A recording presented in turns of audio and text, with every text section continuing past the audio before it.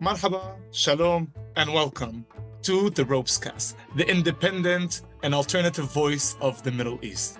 I'm Ibrahim Abu-Ahmad. And I'm Ksenia Svetlova.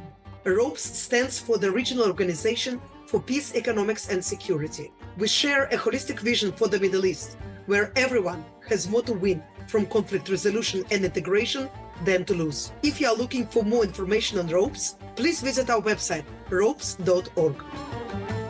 On every episode, we have special guests from different parts of the region, and our region, is very diverse. And we today have truly the honor to host our very special guest who's going to come from Bahrain. And Ksenia, I do know that you have already been to Bahrain. Can you tell me a little bit about your experience as an Israeli woman being in Bahrain even before the Abraham Accords? Yes, well, I'm thinking about it now. And I visited Bahrain exactly 20 years ago. Wow. And the time was not great, I have to say, to explore this beautiful country. It was in the midst of the Second World War in Iraq in 2003. I had a time to explore the country a little bit, but of course I was more busy with covering, the war itself. The war rather than tourism. But I have to notice, the extreme welcoming and hospitality of the Bahraini people. I had help everywhere I went. I feel very comfortable. I didn't know much at the time about Bahrain, being a young journalist, and I didn't have any problem, to travel as a woman. As a woman, as an Israeli, there was no questions about your presence? Well, there were questions, and I felt sometimes, I think it was more my own paranoia, because only when I came to Bahrain, I learned that there is actually a Jewish community that was also thriving back then, 20 years ago. I mean, it's an Asian community. It definitely was not created with Abraham Accords. There was a history there for Jews and so on. And there were also some Israelis that were already traveling to the Gulf, including Bahrain at the time, but mostly businessmen and journalists. I think now, Ibrahim, when we now celebrate the 3 years of Abraham Accords, it's time to revisit Bahrain, right? I think, for you, it's revisit. I've never been. So now it's a great time to mention that our next program is going to be in Bahrain. And when is that going to be, Ksenia? Yes, we're going to have a media summit designed for the young media professionals. And it will take, by the end of the year in Bahrain. Well, listen, I don't know if you booked me in that flight, but I really want to go. You're a female media professional? I'm just kidding. I will be by the end of the year if I can make it to this beautiful trip. Yeah. And without further ado, let's start our discussion with our distinguished guest. Our very special guest today is no other but Sheikh Al-Aziz bin Mubarak, who is a graduate of an American university, School of International Service, Prime Minister's Office Communication Director. Sheikh bin Mubarak, a veteran, a Bahraini diplomat, also served as an ambassador to the UK between 1996 and 2002, then as Assistant Undersecretary of the Foreign Ministry, and then Undersecretary of the Foreign Ministry. And most importantly, Sheikh Abd-Aziz bin Mubarak is also a member of ROPES advisory boards. Hello, Sheikh, and welcome to the ROPESCAST. Thank you for having me, Ksenia. Thank you. It's a great opportunity. Alhamdulillah, salama. I will, would like to ask you for this first question. I would like to ask about Abraham Accords, because, time flies when you have a good time. And apparently, we will soon celebrate 3 years of Abraham Accords with Bahrain and UAE. And since you followed very closely and with all of your diplomatic experience, I would like to ask from your place where you are today, what do you think, what was accomplished in this accord so far and was not? And most importantly, what are the prospects for the future? Thank you. I mean, that's a great question to start out with. First of all, nearly 3 years ago, we were in a very different situation than we are today. And after over 70 years of trying to find a solution for the Israeli-Palestinian issue, we felt that it's better to be on the table inside the room than to keep on the policy of boycotting Israel and not speaking face to face. And it was a risk. There is no doubt. It was a risk to plunge, dive straight in, and make the bold decision to establish this relationship which recognizes Israel fully, on the basis that within the room we can discuss a lot of similar challenges that we are facing in the region. Not only the Palestinian issue, but external threat that threatens the sovereignty of all our nations, threaten the sustainability of food and agriculture, energy, technology. So there were so many similarities that we felt that this was the right time to make this decision and to really talk face to face, obviously with the end goal of finding a solution, a final solution for the Palestinian people and for the Israeli people to be able to live in, safe and not threatened, and their existence to continue. And this is, I think, what is missing here, is that we have to relay the final picture on what the final picture would look like to the Israelis, as well as the Palestinians, for them all to be convinced that they have friends. They have friends in the Arab world, and there is so much more we can do together, enable to reach our vision and goals. And that can only take place if we are able to convey the public opinion and to see that we mean warm relationship and rapprochement. And how does the Bahraini society itself view these relations? What is the talk in the Bahraini street about these past 3 years of relations with Israel after the Abraham Accords? If you can share with us a little bit of what's going on within Bahrain itself. Well, sure, definitely. I mean, not everyone is convinced that the government made the right decision. And in the same way you have in Israel, not the majority of the Israelis probably feel that making peace with some of the Arab countries is going to make any difference, or if that's the best solution. So I think it's up to the governments to go on a campaign of PR and talk about and convey the message, and that's what we're doing. And what's happening on the ground in Bahrain, that the older generation are getting older and the younger are growing up, not really feeling what happened in the past. And it's the hardliners are definitely the older generation. And so you have the youngsters in Bahrain who, even though are very passionate about the Palestinian people, are also looking forward to experiencing and the exchange of knowledge.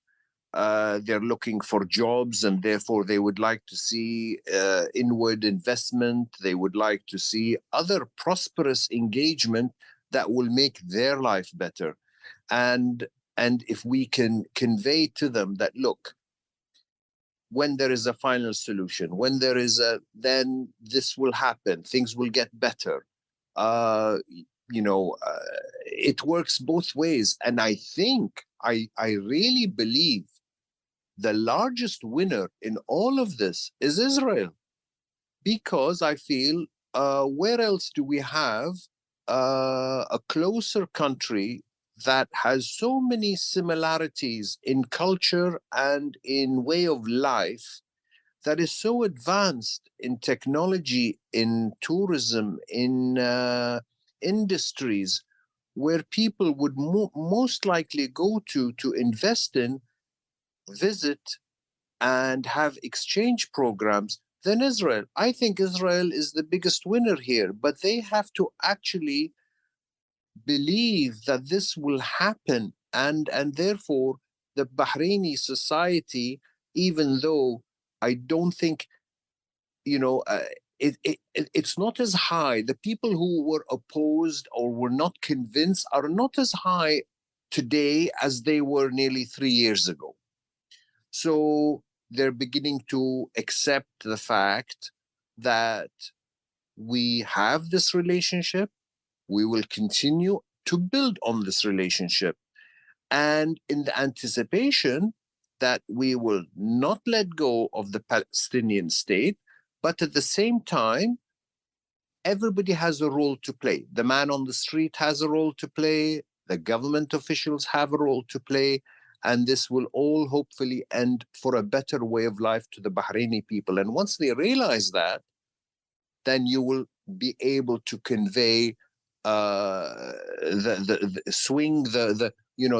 public opinion on the decision made. So just to follow up on that, so we talked about how Israel is a great beneficiary of this relationship, but I guess the question is, where do the Palestinians gain from these development of these relations? And also, sometimes it's even more important, the perception, than the actual things on the ground, because what we see at the moment is that the Palestinian society does not see the benefit of relations between the Arab world and Israel. And my follow-up question to that would be, how can we convey to the Palestinian people, because it seems that it's something that has already been missed, the importance of conveying where does the Palestinian gain from this relations, and we have not seen that so far. So if you can elaborate, where does the Palestinian people actually benefit, and how can we convey it to them as well? The dream for the Palestinian people is that they will build from scratch a totally new society once you've dotted the agreement on a final solution. I see a new Palestine emerging with an amazing infrastructure, but this is obviously a dream, and the dream being and a journey starts with the first step.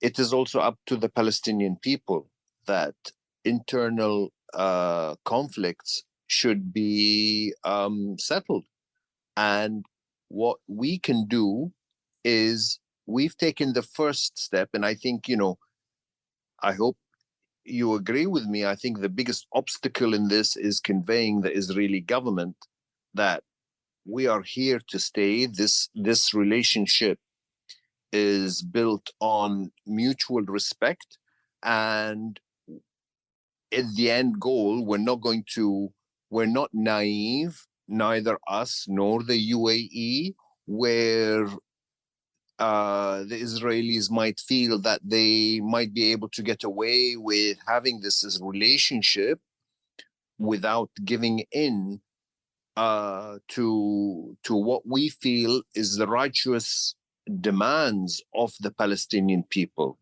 So it's going to take time. The Palestinians have been patient and have tried for over 70 years. I'm not saying give us 70 years, but I'm saying give us the right combination of the right Israeli government, of the right negotiations, of the right demands on the Palestinian side, and we will find a solution. But this is like a jigsaw puzzle. Everything has to fall in place. But the message to the Palestinian people should not be forgotten, that the end goal is to establish an independent Palestinian state where the Palestinians can move and live freely with full dignity, and this will never be compromised from the Arab states. Where do we go from here? We have a very different government from nearly 3 years ago, and I mean it's worrying. It's worrying because this is we're not talking about the threat of the Abraham Accords. We're talking about the threat of Israeli relations with the whole world, and especially today with the United States of America. So this is a very, very difficult situation. And this week, especially, inside Israel, it's interesting to see what's going to take place. Sheikh, you mentioned the jigsaw puzzle. Well, I am thinking more of a Russian roulette. If you don't get it right, yeah, bad things can happen. We are indeed very much concerned about it. And in ROPES, we will continue to work to create a dedicated network of leaders from across the Middle East that share the vision of an integrated and just Middle East, where the Palestinians, of course, have their place and right for self-determination, and so does the State of Israel. This is our dream. So if you allow me, I will go from here to another topic that is also regional, not less important. And you mentioned the external threats. So I would like to ask you about Iran. We witnessed the series of this reconciliation processes between Iran and other Arab countries, exchange of embassies, trade missions, and in general, more understanding than we used to see it certainly 3 years ago, 5 years ago, and so on. So first of all, what is Bahrain's position on that? And second of all, should Israelis be worried from this process? Everyone is going to be looking after their own interest. And I think this rapprochement, Saudi Arabia wants to really stop Iran meddling through Yemen or through, and we also through Hezbollah and the region.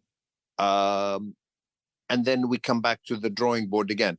Is it best to always fight this head on from the outside and boycotting and coming out with negative comments and statements, or you try to find a solution on Iran not meddling in the internal affairs of the countries in the region? And even though I wouldn't trust fully any kind of agreement made, I will take the benefit of the doubt to say, I think things are changing in Iran itself, where the people are seeing, their neighbors across the Gulf prospering so well, and yet Iran, with the largest natural, resources, are living what a low standard of living that they are going, having to go through.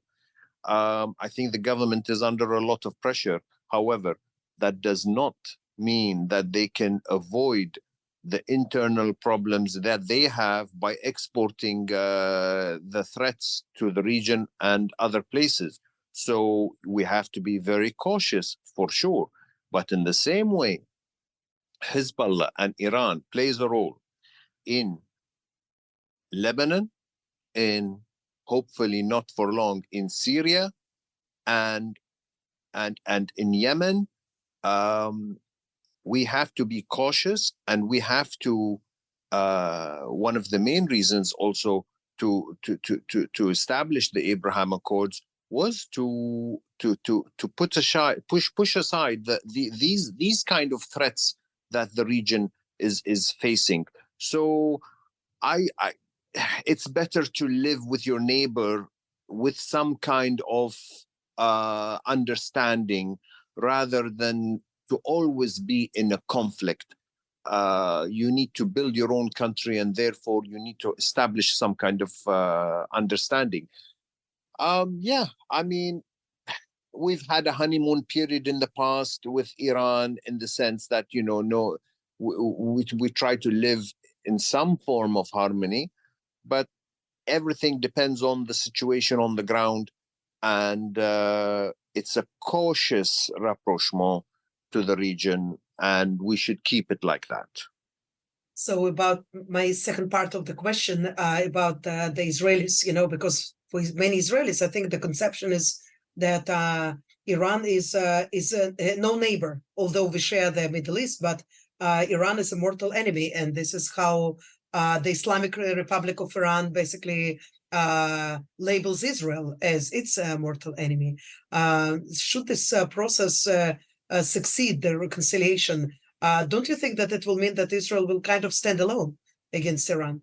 Therefore, that's another reason for Israel to to find and make strong friends in the from the Arab world. We will stand by our friends thick and thin, and we will face the challenges together. Israel does not want to be caught out on its own and in a conflict with Iran on its own. And it does not want to lose the United States as the ally that, has it has. So it's I think all these threats and future problems that might arise makes it more and more understandable that for Israel to make more friends, and especially those friends from the Arab world, and that takes compromises. And it has to. I think we have to get there. We have to convey to them that this is the best approach. Then we can be all on the same side to face any kind of military or political threat facing us. So you mentioned the role of the U.S., but of course, as we see, the relations were with the negotiations were done actually through China, who mediated the relations with Iran. And we see that the Gulf is also not cutting ties with Russia in the same time while the war is ongoing. So where are we heading exactly? Are we advancing toward a multipolar world where the US is not the only big player in the Middle East? Or where does these nature of these relations between the Gulf and the US are also heading? I think the countries of the region had no choice. There was no real leadership, I feel, coming out of the United States recently. Quite the opposite. I think a lot of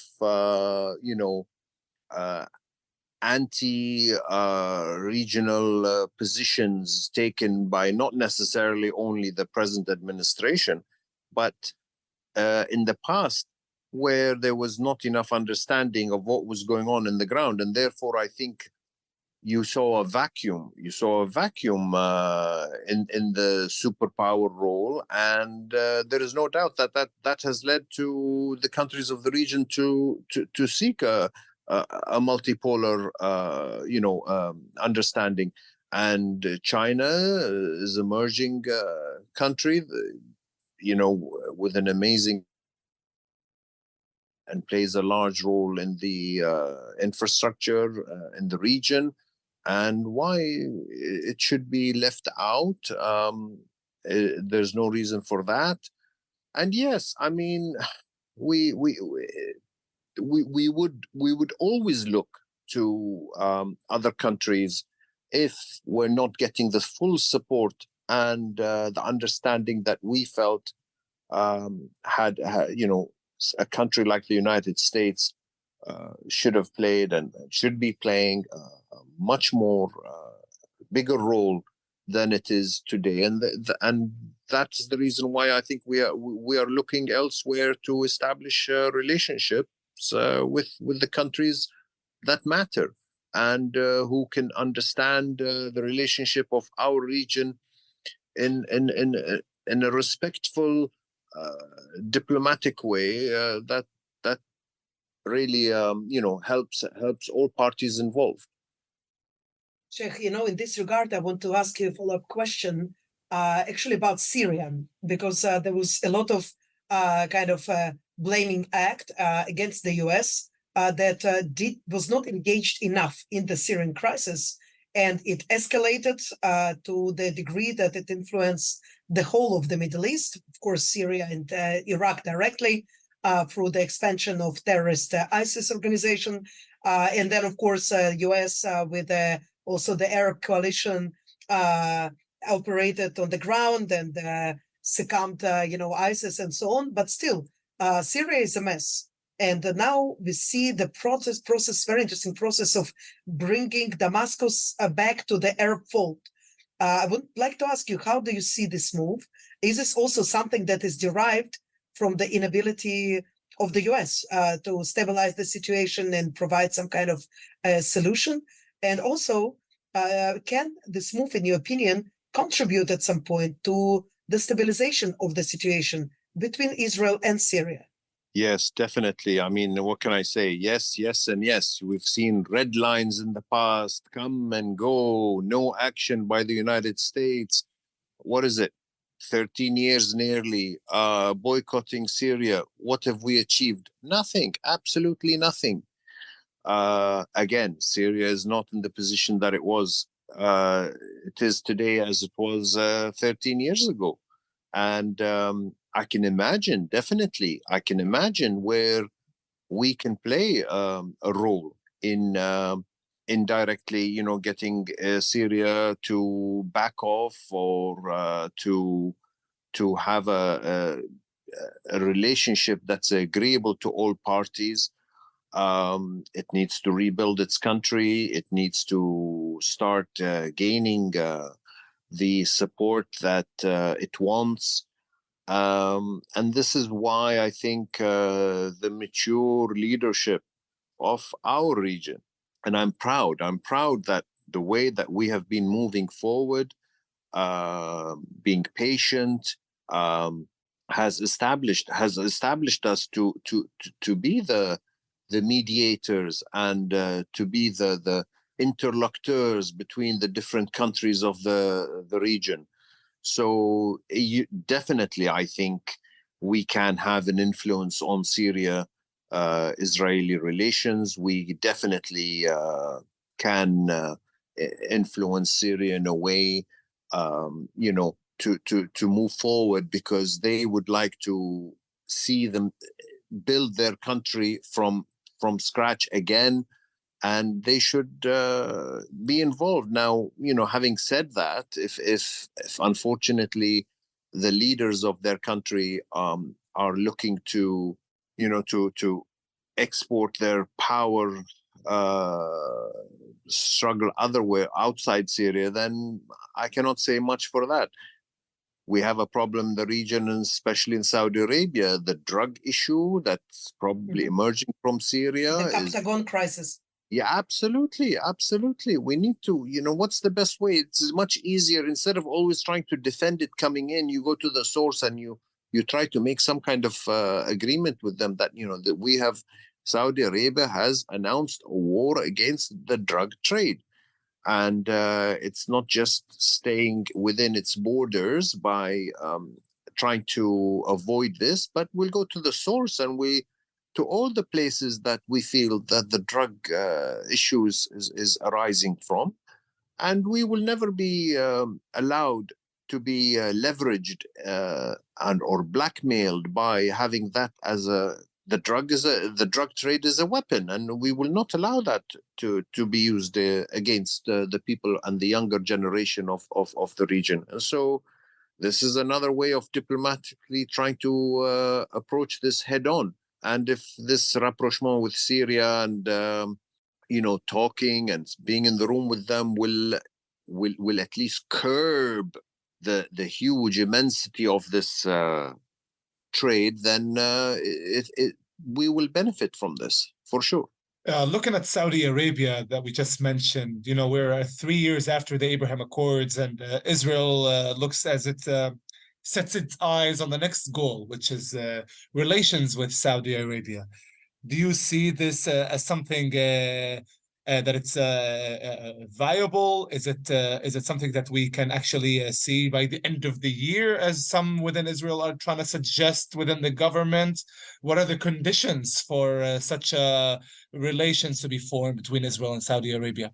I feel personally, because Saudi Arabia is the custodian of the two holiest mosques and Al-Aqsa coming right after, it will be difficult for Saudi Arabia to make any further concessions without having something in return and having something tangible for the Palestinian people. Now, don't forget, in the Arab Summit in Beirut, King Abdullah in 2000, I think, or 2001, he talked directly to the Israeli people on TV, and he addressed the Israeli and he said, I'm talking, make peace, let's fix the solution and you will have peace with over, 20 all the Arab countries. So it's not the first time that the Saudi Arabians and Saudi Arabia want to make peace, have full diplomatic relations, but I personally feel it will not do that unless there is something tangible in return. We and the UAE, we took that plunge because we are willing to be inside the room to negotiate the end goal. Saudi Arabia is in a much different position. They are the largest country in the region, with the biggest economy, with the largest population, and they would need something really in hand before any kind of relationship will take place. Then again, this is my personal opinion. And if the Israeli government, I find it very hard to believe that the present government will do it, but Right. any future You and I Israeli, both. We agree on that. any future government will be able to give something, then yes, I can see it happening for sure. So you mentioned the Arab Peace Initiative, the very important diplomatic initiative that was put on the table in 2002. I remember this Arab summit in Beirut, and it was a very difficult period in the history of Israel and Palestine because it was the midst of the Second Intifada.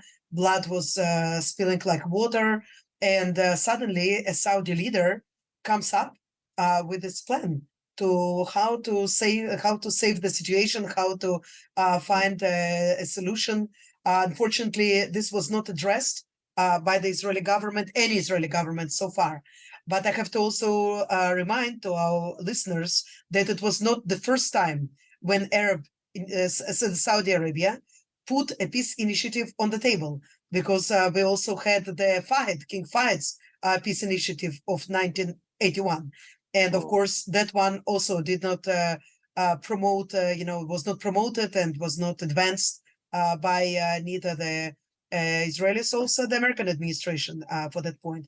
What I wanted to ask you is now, Saudi Arabia doesn't have formal relations with Israel, but there are informal relations that in some forums take place in different shapes. And there are, of course, the Abraham Accords and the peace deal with Morocco. And there are veteran partners for peace, Jordan and Egypt, that are also part of the equation. How can the Arab countries safeguard the two-state solution and also use the leverage of having full relations or partial relations with Israel in order to safeguard the Palestinians and safeguard the solution so it will not disappear? Yes, I mean, what a challenge, right? So the first part of the question,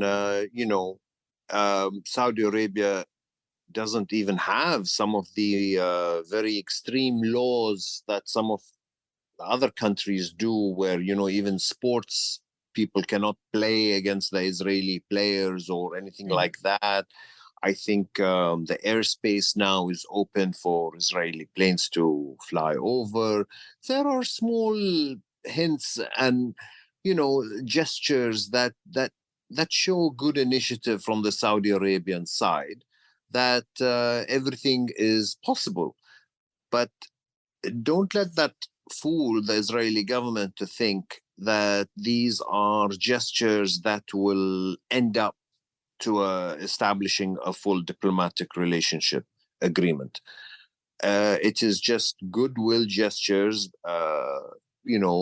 taken by the Saudi Arabian government. And maybe behind closed doors, we know that there are some other kind of arrangements, whether to do with the economy or any other thing, I'm sure takes place, but not fully.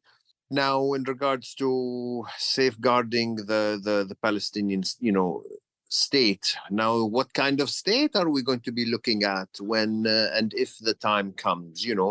It's not the state that we had dreamt of 10, 15, 20 years ago.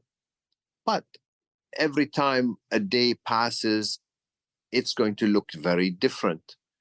And the UAE took a bold move, by preventing full annexation nearly 3 years ago because of establishing the relationship. But now that we have this relationship, what's going on is kind of an annexation, thinking that the world is not watching. Well, what are we going to do? Is there going to be a tipping point? Is there going to be further demands? Maybe I'm not privy to what's going on behind closed doors, but UAE and Bahrain are always talking about the future of the Palestinians. Maybe not so much with this present government in a much harsher way. But then again, it could be the case where we might be going back to the drawing board, and I hope not. And I think it's for people within the organization of ROPES and other pro-peace movements should get their heads together and think of, how can we get this message across? And I think it's if the public opinion in Israel can move in such masses in regards to the judicial problem that they are facing in today, I dream of a mass outcome in regards to a final two-state solution. And as you mentioned, that every day passes, that Palestinian state will not look as what we think of, and every day passes, we're losing that vision of that Palestinian state. I guess at the end, still the question would be, how can we convince the Palestinians that this is the time to make these moves? Maybe not with this government, but that in general, this is the path that should be, we should take, because we do not see it as such today. Well, we shouldn't be crying over spilt milk, as they say. And there is no doubt. I feel there were past opportunities that the Palestinians themselves did not make use of. And I think that the future does look bleak, which means it's not very positive. However, we have to live with what we have today. And for over 70 years, there was no solution. Let us all try and get involved and find a solution that we feel, because the Palestinians will lose it all if in the future a reasonable outcome and a reasonable solution looks acceptable, not only to the Palestinians and to the Arab world, and we feel that it was an opportunity that they should not pass on, then you're going to have not just the countries of the Abraham Accords, you're going to have most of the Arab world establishing relationship with Israel. And that's not what we want, and that's not what we're looking for. We should end up with a Palestinian state that will be rebuilt by everybody will pour in financial aid and rebuild a brand new Palestinian country, no matter how big or small it is, but to be able to live with your basic human rights and with dignity, that should be the end goal. As a distinguished member of our advisory board, you know that we share this vision in ROPES, and we promoted a vision of the integrated Middle East, where everybody has something to win, and what they can win is much more than they can lose. If they can lose, it's bad for everybody. But if you win, if your neighbor win, then it's something that can create prosperity and stability for everyone. So during doing this, we are looking for creative ways to overcome this impasse that where we are today.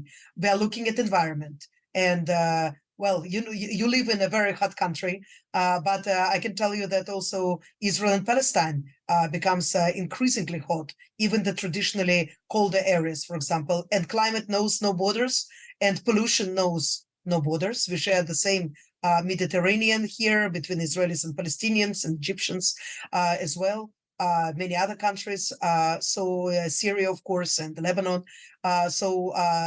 And I want to ask you a question actually about sports diplomacy, because we know that you have a very interesting and significant background in this sphere. Can something that is, perceived as something perhaps lighter, like sports, promote more understanding between people in the Middle East? And are there some interesting initiatives right now in this regard in Bahrain or in the region in general? Yes, I mean, since I retired from the diplomatic field and the government, I took up a position in the Bahrain Tennis Association, National Association, and I became recently president of the National Association. And since the establishment of the Abraham Accords, to tell you the truth, I saw that the first year we had about 10, 11 Israeli players, and they came junior players. I host now 5 tournaments a year, and all under 18. And I had about 12 players coming, and 2 of them were Israeli Arabs, and they came with families. And the next year it went to 20, and the third year it is 30. And now they come, not only the players with the coach, but they come with brothers, mothers, fathers, sisters, families, big families, and they see for themselves. And actually, to tell you, a little secret, the first year when I had 12 players registering, I called the Ministry of Interior and I said, please, just in case there might be some major demonstration or opposing of Israeli players, this is the first time officially. We had the first Israeli sport player playing tennis, just in case there might be some opposition to this. No one came, no demonstration, nothing. And then that's it. Now it's the 4 years, I think every year they're coming in large numbers. Not only that, there is an organization in Israel called the Israeli Tennis Education Group, so ITEC. And the president, he came to Bahrain with a coach, a very famous Israeli coach, Ronan Morelli, I think his name is. He coached the Israeli Davis Cup team, and he came. He brought 3 players with him. We had a 2-week camp in Bahrain. So the exchange program in sports is so important because, first of all, the Bahrainis, especially the juniors, when they play and they meet Israelis, they know that the Israelis are normal people, and whatever imagination they might have is wrong. And it's important for the Israelis to come to Bahrain, to the UAE, anywhere, and see for themselves. They can walk freely in the shopping malls and meet with the people, and know that they are not hated. And there is this bond. So whether it's culture, sports, arts, that is definitely another way of putting at ease this anti-Israeli feeling from any of the Arab world, and from the Israeli side, any anti-Arab feeling. So that is another kind of soft way of trying to, again, sway public opinion. And hopefully one day the Israelis will see that this is what they are going to get with the whole Arab world once they sort out the Palestinian solution. And I'm personally very proud to hear from you that also we had, as an Arab citizen of Israel myself, and the fact that you mentioned we had Arab citizens participate, I do believe that we are the missing link that can bring the rest of the Palestinian people to the table, as we are also Palestinian people, that we can be that link to the rest of the Palestinians. And hopefully we'll see more young Arab citizens participate and be ambassadors of these, the positive aspect of these relations as well. It brings me a lot of joy to hear that. And Bahrain's role in sports diplomacy is absolutely vital for the improvement of the relations. Yeah, I mean, the one of the players, she was a girl, Israeli Arab, Celine. Her name was Celine. She's from Beit Lahem. Their family, if I had known, I would have gotten their full contacts. I think, even we offered some kind of, camp for her. Anybody, they wanted to come and spend more time. There are always ways of, how we can make best use of the tools that we have, from people to people, sportsman to sportsman, artist to artist. And that is the way Sheikh, forward. on another note, we are seeing, and it's very entertaining and interesting, how countries like Saudi Arabia and also Qatar become very influential players in the world sport. And it's not only football, we see also golf and so on. So perhaps can you tell us confidentially, is there some big football star or something like this that is going to land in Manama soon? No one else is listening, so you can just tell us. Yeah, just confidentially. Me and Ibrahim. We couldn't afford any big football star. I mean, look at Ronaldo, and Messi turned down like 600 million euros or dollars a year or something. And so, he moved to Miami. No. I mean, Bahrain, no. But Saudi Arabia, first of all, we don't want to compete with our neighbors. Secondly, we couldn't afford to. But Saudi Arabia, they want it all, and I wish they get it all. They've got golf. I heard that they're going to try and invest more in, the tennis, the world tennis. And so this will, the question becomes, once they have all of this, what are we going to do about, Israeli sportsmen who want to attend, then that becomes an interesting question. Mm-hmm. So maybe that's another way of, again, another message to Yes, because, we already had one Arab player, Sabir, who was in the football team in the UAE. And I can tell you, we have a lot of talent within the Arab citizens of Israel. So we would love to hear how we can bring Arab football players also to come to play in teams in Bahrain, if not in the global scene, definitely in the regional one. So hopefully we'll see more Arab players go to the region and maybe play for Bahrainian football teams. There will never be a problem coming to Bahrain. And if you want, we can stay in touch later, and I can speak to the president of the football association that we have, and maybe we can have some kind of friendly match or something. Challenge accepted. Good, so, good. Dear Sheikh Abd-el-Aziz bin Mubarak, it was a pleasure to host you at the ROPESCAST. Thank you very much for your leadership and your support of peace in the Middle East. Thank you very much for having me on your program. And please, let's do as much as we can to influence the decision makers, the people on the street, and to say, let's not forget. So the Palestinians, let's not forget the security of Israel. And all we want is a peaceful solution to both Israelis and Palestinians. Thank you so much, Sheikh. Ma salama. Thank you. Bye-bye. We hope you enjoyed the ROPECAST. We are very grateful to all our listeners in the Middle East, Europe, and the United States, and all around the world. You can support our work with small donations.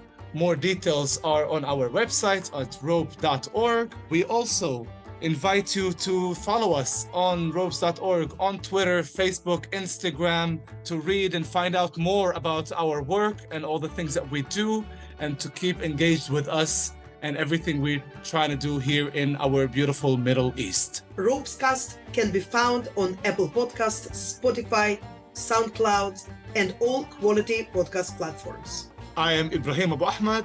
And I'm Ksenia Svetlova. Shalom and salam.